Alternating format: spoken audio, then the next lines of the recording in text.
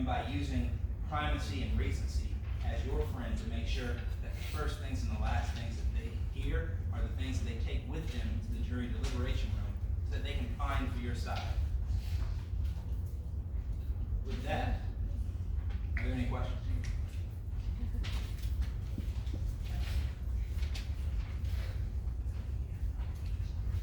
Do you believe you have everything you need in order to try your case? Now's the time. He's the person that has the goods. Go ahead, Zaria. Raise your hand high. Don't be ashamed.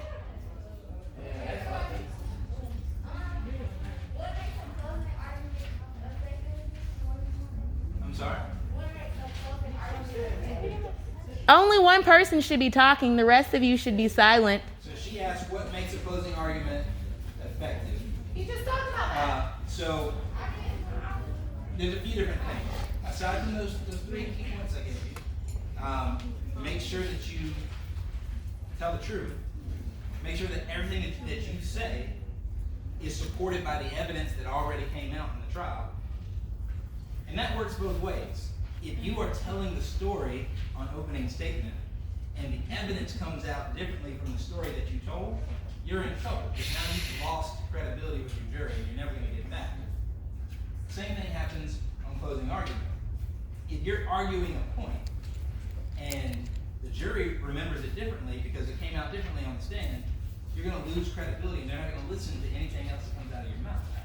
And so make sure that you have a command of your facts, a command of the law, and that you weave them together to make the best closing argument.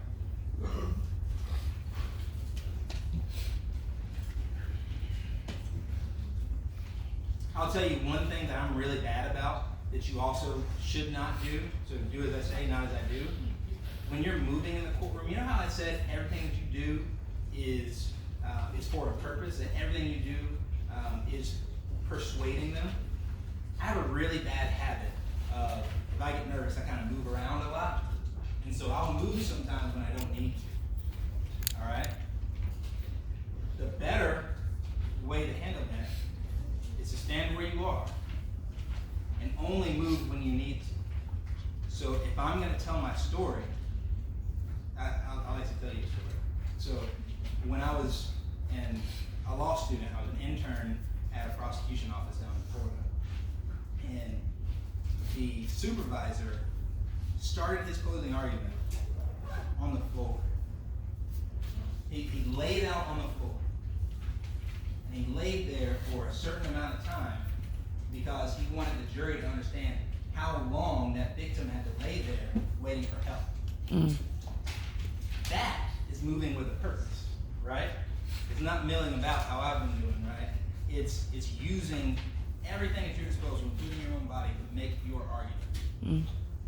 So, some people are really afraid to do it. It's really, it's vulnerable. It's embarrassing.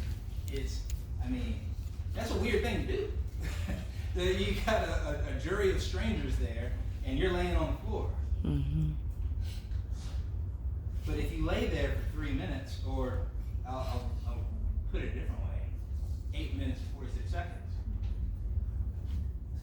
and you start to really have to pay attention to how long of a time that is.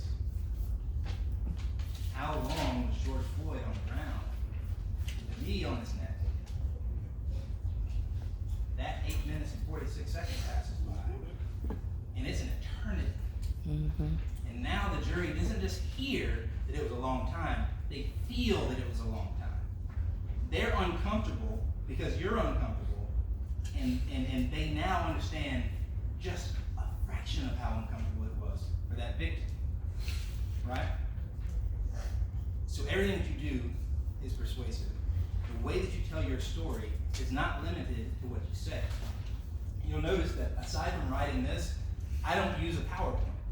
That's a personal preference for me. Some people love them and do a great job with them.